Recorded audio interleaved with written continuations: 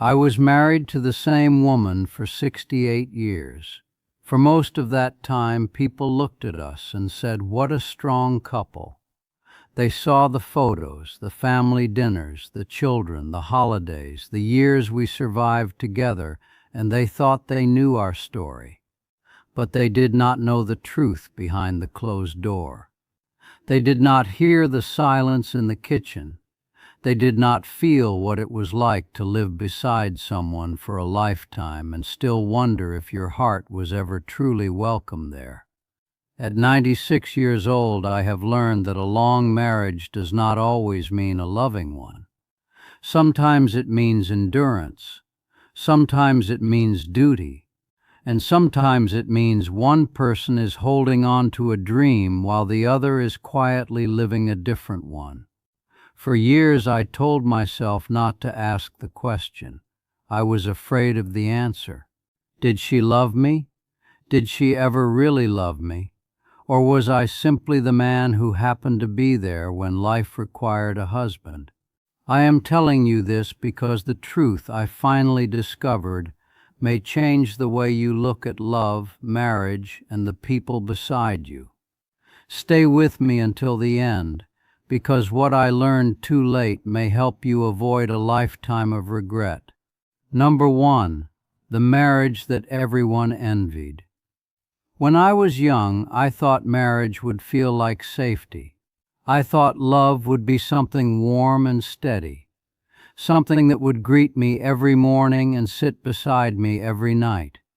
That is not how it began for me. We married when we were still young enough to believe life would become easier once we settled down. We had children.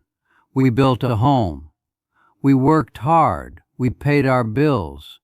We showed up for birthdays, school events, funerals, and Sunday meals.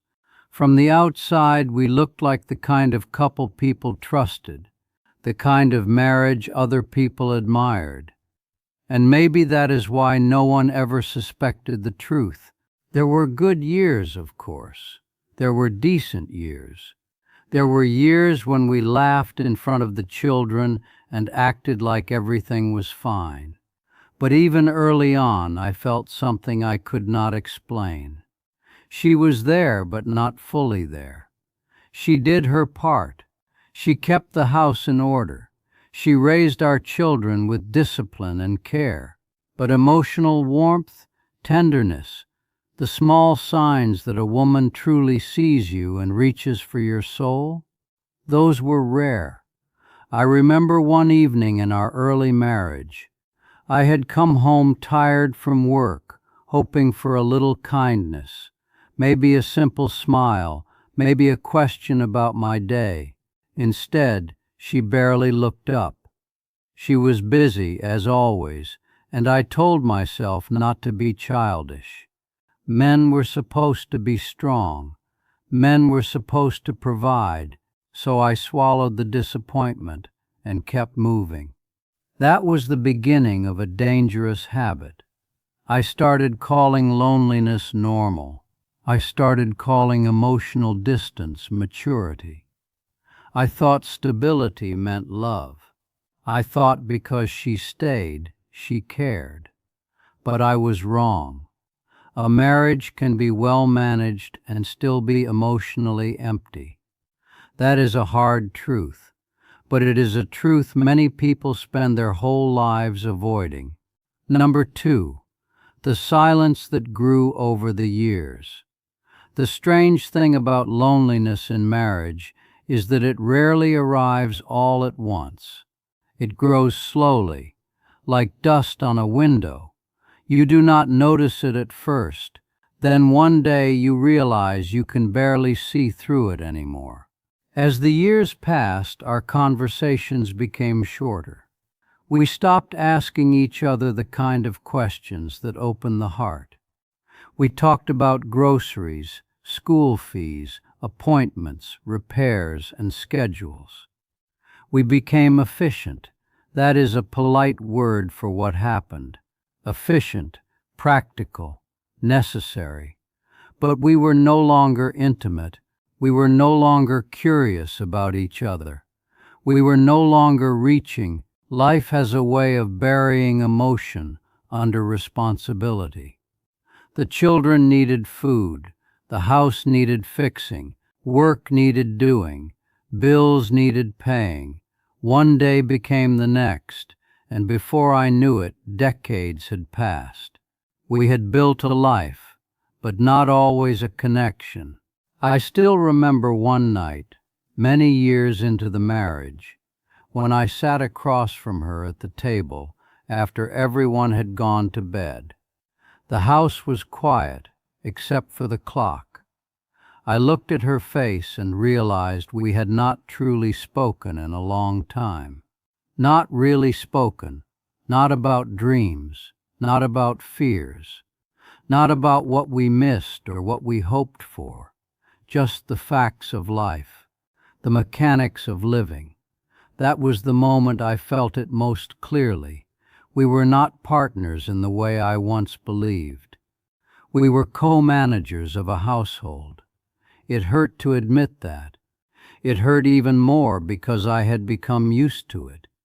That is how silence works. It teaches you to accept less than you deserve.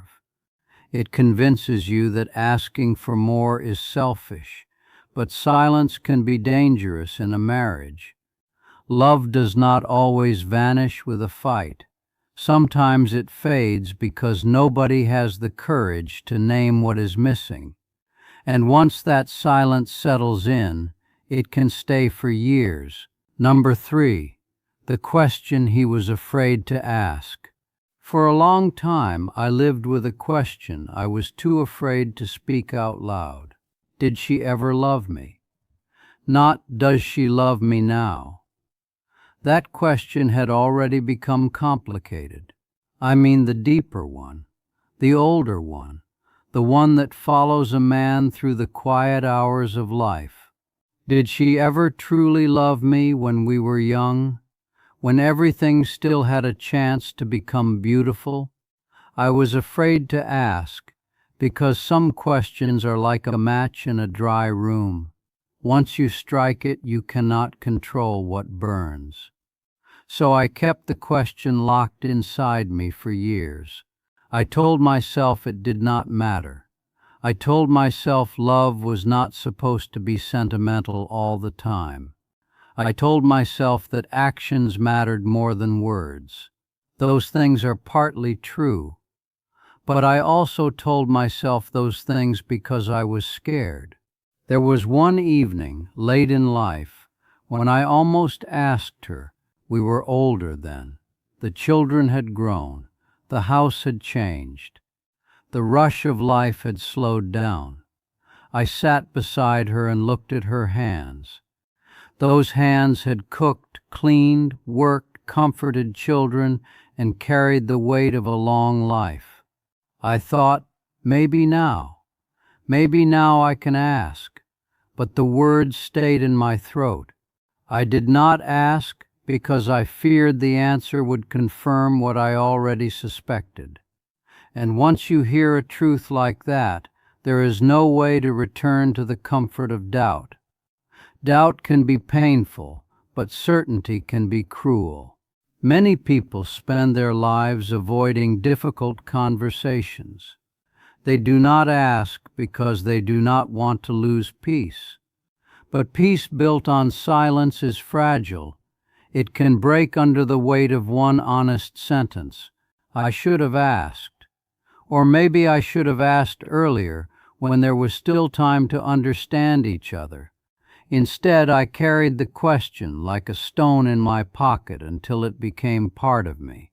That is a heavy way to live. It teaches you how fear can keep a person trapped inside a marriage, inside a memory, inside a version of love that never truly existed. Number 4, the day everything finally made sense. Life has a way of revealing truth when you are least prepared for it. For me, it came near the end, in a moment so simple that at first I almost missed it. She was weaker then. Age had taken much from both of us.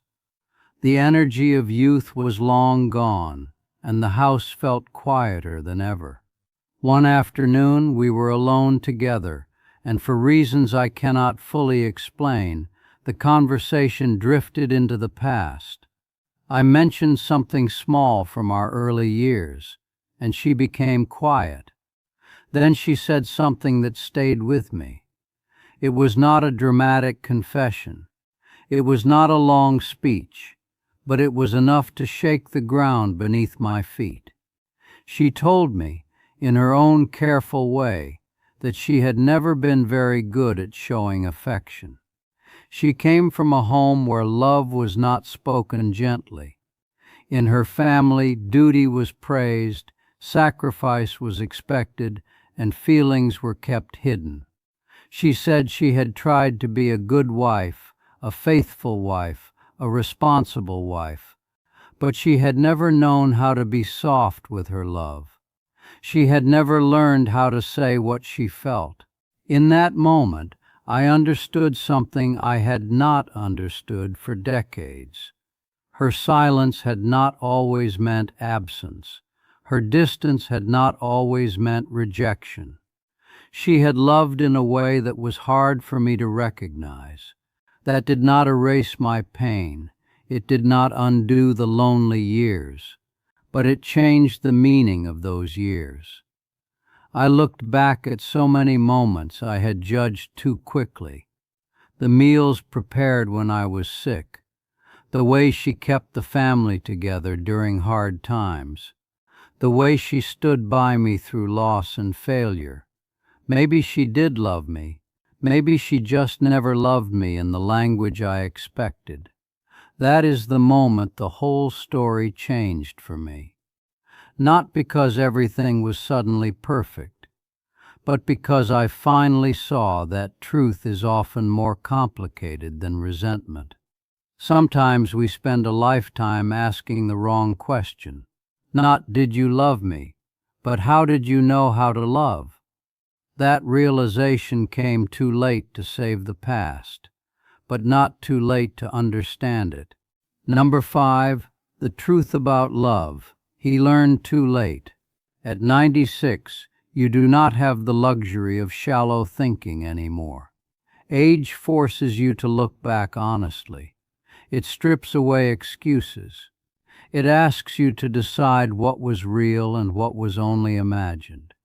When I look back now, I can see that I was measuring love by the standards of a younger man. I wanted warmth, praise, closeness, reassurance. There is nothing wrong with wanting those things. But I did not understand that not everyone shows love the same way. She was a woman of action, not words. She was a woman of duty, not display. If she worried about me, she did not always say it. She showed it by preparing what I needed. If she cared, she did not always reach for my hand. She showed it by keeping the family steady when life was shaky. If she loved me, it may not have looked romantic, but it may have been real. There is one memory that comes back to me often now. I had fallen ill for a short time. Nothing dramatic, but enough to make me weak. She never made a big fuss, no soft speeches, no dramatic concern. But every day, without fail, she made sure I ate. She kept the house calm. She checked on me in the quietest way. At the time, I thought nothing of it. Looking back, I see that it was her language. I wish I had understood that sooner. I wish I had not spent so many years feeling wounded by the absence of words that may never have come naturally to her. Love is not always a sentence. Sometimes it is a routine. Sometimes it is sacrifice. Sometimes it is staying. That does not mean all pain should be ignored. It does not mean people should settle for emotional neglect. But it does mean we should learn to look deeper before deciding no one cared. I learned too late that love is not always expressed through affection. that feels obvious. Sometimes it hides inside responsibility. Sometimes it is quiet because the person carrying it never knew how to make it speak. Number 6. The real reason he stayed. People sometimes ask why I stayed so long if I felt so uncertain. The answer is not simple, but it is honest. I stayed because marriage is not only about what you feel on your best days, it is also about what you choose on your worst days. There were times I stayed out of duty. There were times I stayed for the children. There were times I stayed because leaving would have felt like admitting failure. And yes, there were times I stayed because deep down I still hoped the love I wanted would somehow appear if I waited long enough. That hope can keep a man in the same place for years. But I also stayed because life had tied us together in ways I could not undo without breaking more than just a promise. We had built a family. We had shared grief. We had survived hardship. There was a bond there, even if it was not always the bond I dreamed of when I was young. I remember one winter many years ago when we were both exhausted by life. We had gone through a difficult season, and I felt empty inside. I considered saying something harsh, something final. Instead, I stayed quiet. I chose patience over pride. I chose commitment over impulse. At the time, I thought I was settling. Now I see that I was also enduring. Endurance is not the same as happiness, but it is sometimes the thing that carries a family through the storm. That is one of the hardest truths about long relationships. They are not built on passion alone. Passion rises and falls. Long relationships are built on loyalty, responsibility, forgiveness, and the willingness to keep going when feeling is not enough. I cannot say every part of my choice was noble. Some of it was fear. Some of it was habit. Some of it was love, even if I did not know how to name it. But after nearly a century on this earth, I have learned that the reasons people stay are rarely simple. They are human, and being human means carrying contradictions. At 96, I understand love differently than I did when I was young. Back then, I thought love should announce itself loudly. I thought it should be easy to recognize. I thought it should always feel warm, obvious, and certain. Now I know that real life rarely gives us such neat answers. Maybe my wife did love me. Maybe she loved me in the only way she knew how. Maybe she was a woman raised to survive, not to speak softly. Maybe she carried her feelings in silence because no one ever taught her another way. I cannot rewrite the past. I cannot recover the years I spent feeling alone beside someone I loved. But I can tell you this: do not let silence become your whole marriage. Do not confuse duty with devotion. Do not wait 40 years to ask the questions that matter. Speak, listen, notice, learn the language of the person beside you before time takes the chance away. And if you are young, do not assume love will explain itself. It will not. You have to pay attention. You have to ask. You have to be brave enough to hear answers that may not match your expectations. Because sometimes the person who loved you the most was simply the worst at showing it. And sometimes the greatest regret is not that love was never there. It is that you understood it only when there was almost no time left to say thank you.